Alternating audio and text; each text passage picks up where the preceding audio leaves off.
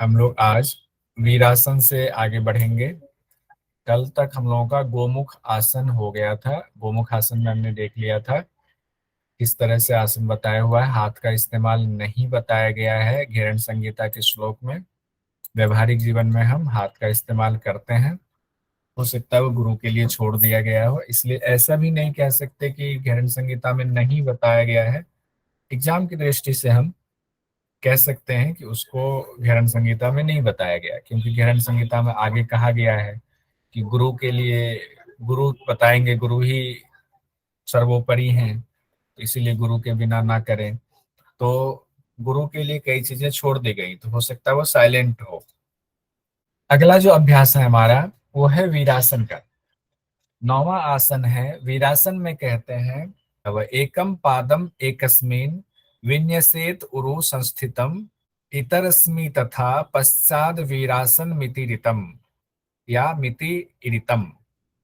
इसमें कहा गया एकम पादम एकस्मिन उरु संस्थितम, तब एक पैर को, एकम पादम एक पैर को, एकस्मिन उरु संस्थितम एक जंघा पर स्थित करेंगे, तथा इतर अस्मिन अन्य पैर पर, पश्चात शरीर के नितंब को रखेंगे।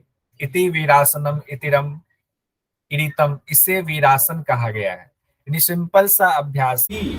हाथ के बारे में कोई पोजीशन का नहीं बताया गया है घेरन संहिता में। पांव की भी स्थिति प्रॉपर तो नहीं आ रही, लेकिन इसी तरीके से कुछ आसन को बाकी जगहों पर किया जाता है वीरासन में। तो हम अभी इसी को मानते हैं कि घेरन संहिता में ये वीरासन है, लेकिन ये कंप्लीट श्लोक के हिसाब से ये वीरासन नहीं है। अगला आसन है हमारा धनुरासन का। इसमें कहते हैं प्रसार्य पादौ भुवि दंड रूप करौ च पृष्ठे धृतपाद युग्मम कृत्वा धनुर्वत् परिवर्तितांगम निगद्यते वै धनुरासनम तत। प्रसार्य पादो भूवि दंड रूपो। भूवि मतलब भूमि पर, प्रसार्य मतलब फैलाएंगे, पादो मतलब दोनों पांव को दंड रूप में फैला देंगे, डंडे के समान पांव को फैला दिया। उसके बाद जो कहा गया, अब ये दंड के रूप में आगे से फैलाएंगे या पीछे से फैलाएंगे श्लोक में नहीं है, लेकिन आगे जो कहा गया है उसका अर्थ ये है कि पेट के बल लेट करके पांव को पीछे फैलाएंगे, क्योंकि कहा गया है पृष्ठे च, और पीछे से, करो धृत पाद युग्मम। पीछे से, अगर पीछे की बात आ रही है तो पेट के बल अपने आप ये इसमें इंक्लूड हो जाएगा। उसके बाद कहते हैं करो धृत पाद युग्मम, दोनों हाथों से पैरों को पकड़ेंगे। उसके बाद कहा गया है धनुष तुल्य परिवर्तितांगम कृत्वा, यानी कि पीठ की तरफ से पकड़ करके शरीर को धनुष के समान करेंगे। उसके बाद इसी में कहा गया है निगद्यते शब्द का यहाँ इस्तेमाल किया गया है, और कुछ पुस्तकों में निगद्यते शब्द का इस्तेमाल नहीं किया गया। योगी निधाय शब्द का इस्तेमाल किया गया। निधाय योगी या निगद्यते, दोनों का एक ही अर्थ होता है। अलग अलग पुस्तक में कहा गया है कि इसको धनुरासन के समान पीठ को करेंगे, यही वै धनुरासनम तथा, यही धनुरासन कहा गया है। उसके बाद इसमें भी कोई फल नहीं बताया गया है। ये भी अभ्यास बिना फल के है। घेरन संहिता में फल हो सकता है, गुरु के लिए छोड़ दिया गया है, क्योंकि कोई भी आसन ऐसा नहीं है जिसका फल ना हो। तो लेकिन श्लोक में नहीं दिया गया है। हाँ, मृतासन, मृतासन में फल दिया गया है। मृतासन कहते हैं शवासन को, और सभी लोग ये आसन करते हैं। बहुत सारे लोगों को बड़ा प्रिय आसन शवासन है, लेकिन ये जितना सुनने में आसन लगता है आसान है, करने में थोड़ा सा मुश्किल है, क्योंकि इसमें शरीर की जो स्थिति बनानी होती है। हम लोग सोचते हैं बस सीधा सिंपल लेट गए शवासन में तो शवासन हो गया, ऐसा नहीं है। गुरुजी जिनको कराते हैं उनको पता होगा। तो मृतासन को शवासन कहा गया। एग्जाम की दृष्टि से ये याद रखेंगे, मृतासन को शवासन कहा गया है। अगर पूछ दिया जाए कहीं घेरन संहिता में शवासन का नाम क्या है, तो शवासन का नाम घेरन संहिता में मृतासन कहा गया है। और इसी में श्लोक में देखिए शवासन शब्द का भी इस्तेमाल किया गया है। और जो पहले हम लोगों ने 32 आसन जहां पढ़ा था, वहां मृतासन शब्द का भी इस्तेमाल किया गया था। तो शवासन के लिए मृतासन और शवासन दोनों शब्दों का इस्तेमाल गृहण संहिता में किया गया है। कहते हैं उत्तानं शववत् भूमौ शयनं तु शवासनं शवासनं शमहरं चित्तविश्रान्तिकारणम्। उत्तानम शववत, शव के समान उत्तम हो उत्तान होकर भूमि पर शयन करेंगे। तो उत्तान सोना किसको कहते हैं? भूमि पर उत्तान सोने का अर्थ है पीठ के बल सोना। अब अगर कहीं उत्तान शब्द आएगा तो उसको पीठ के बल सोना हम मान लेंगे। तो शव के समान अपने पूरे शरीर को भूमि पर शयन कराए। तो सब क्या होता है? शरीर बिल्कुल ढीला होता है, इसीलिए इसमें ढीला शब्द इन्होंने व्याख्या में अपनी तरफ से जोड़ा हुआ है। यानी सब के समान, जैसे पूरा शरीर को इतना निश्चेत छोड़ देना, इतना ढीला छोड़ देना कि आपको एहसास हो कि मैं नहीं हूं, मेरा अस्तित्व नहीं है, मैं तो सबके समान हो गया हूं। तो इस तरह जब हम जमीन पर लेटते हैं पीठ के बल, तो उसी को शवासन कहा गया है।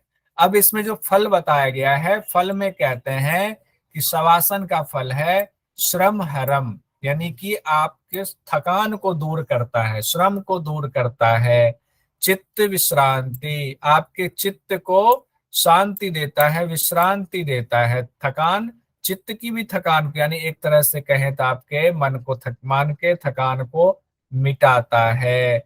चित्त विश्रांति कारकम, तो शरीर की थकावट दूर करती है और मन को शांति देने वाला अभ्यास है, चित्त को विश्रांति देने वाला अभ्यास है। तो दो चीजें इसमें आई है, श्रम और चित्त के लिए विश्रांति। इसको दो चीज याद रखेंगे शवासन को, क्योंकि आप कहीं किसी को कराने जा रहे हैं अभ्यास, तो वहां भी कह सकते हैं, अगर कोटेशन दे दें कि घिरन संहिता में ऐसा कहा गया है, शवासनम श्रम हरम चित्त विश्रांति कारणम, इतना आसान है कि याद भी हो जाएगा।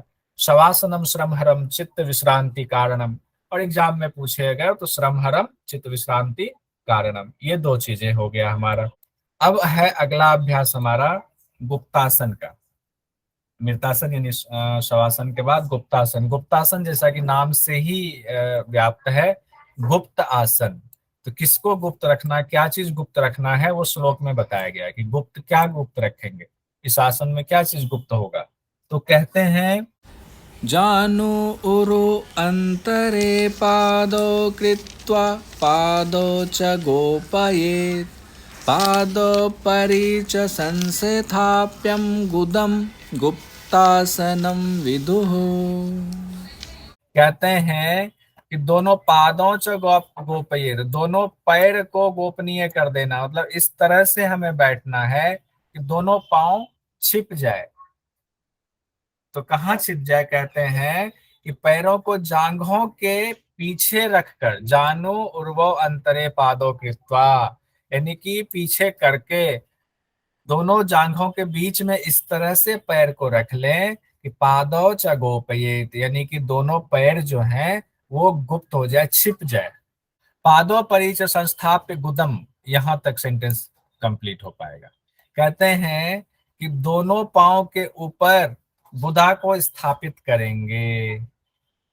ठीक है, तो अब एक तो दोनों जांघों के बीच में पांव को छिपाने की बात कही गई है, दूसरा कहा गया पादों परिच संस्थाप्य, दोनों पांव के ऊपर स्थापित करेंगे, किसको? गुदा को, यानी कि गुदाब से भी छिपा लेंगे। पहले तो जंघाओं के बीच में डाल करके वो दिखे ना, उसके बाद उसके ऊपर बैठ जाएंगे आराम से, गुदा से छिपा लेंगे। गुप्तासनम विधु, इसी को गुप्तासन कहा गया है। स्टार्टिंग से ये देखो, इस वन आपका लेफ्ट लेग को हमने थाई के नीचे रखा है ऐसे, ठीक है, और ये राइट लेग को हमने इसके नीचे डाल दिया, लेफ्ट थाई के नीचे, इस तरह से आ गया ये, और इसके ऊपर बैठ गए आराम से, ठीक है, छिप गया, दिस इज द पोजीशन, गुप्त हो गया, दोनों पाद जो है गुप्त हो गया। गुप्तासन में भी फल नहीं बताया गया है। उसके बाद हम लोग अगले आसन पर आते हैं, मत्स्य आसन। मत्स्य मतलब मछली आसन, फिश पोज जिसको हम लोग कहते हैं। इसमें कहा गया है मत्स्य आसन में मुक्त पद्मासनम। देखिए पहले ही कहा गया, एक तो आसन आपको यही लगाने के लिए कहा गया है, मुक्त पद्मासन लगाए, मत्स्य आसन में कहा गया। मुक्त पद्मासनम कृत्वा उत्तान शयनम चरेत। अब ये उत्तान शब्द पहले आया हुआ है, देखिए आप ही लोग इसका अर्थ बताएंगे कैसे होगा। उसके बाद कहा गया, पीठ के बल। हाँ, कुरपराभ्याम शिरोवेष्ट्य मत्स्यासनं तु रोगहा, या रोग, इसमें कहा गया है रोगग्नं मत्स्यासनम। तो ये अलग है थोड़ा सा, किसी किसी पुस्तक में रोग वाले को बाद में दिया गया है, मत्स्यासन वाले को पहले दिया गया। खैर उससे कोई फर्क नहीं पड़ेगा। इसमें पहले मुक्त पद्मासन लगाना। अब मुक्त पद्मासन क्या होता है, कोई मुझे क्लियर करेंगे, मुक्त पद्मासन शब्द क्यों दिया गया है? नॉर्मल जो पद्मासन होता है, पद्मासन के लिए दिया गया है सर ये। नॉर्मल पद्मासन, और एक होता है बद्ध, तो नॉर्मल के लिए बोला। तो इसमें मुक्त पद्मासन शब्द इसलिए लिखा गया है, सही है, और मैं थोड़ा सा क्लियर कर देता हूँ कि इसमें जो पद्मासन बताया गया है उसमें तो बद्ध पद्मासन को पद्मासन कहा गया है। गैरन संहिता में जो दूसरा आसन था हमारा, दूसरा आसन पद्मासन था, उसमें बद्ध पद्मासन की स्थिति बताएगी।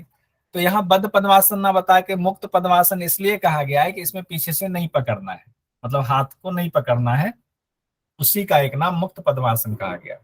तो कहते हैं मुक्त पद्मासन में पहले आ जाएंगे, कृत्वा, मुक्त पद्मासन को कर लिया, उत्तान शयनम चरेत, और उत्तान मतलब पीठ के बल सोना। देखिए पीठ के बल सो गए, ठीक है।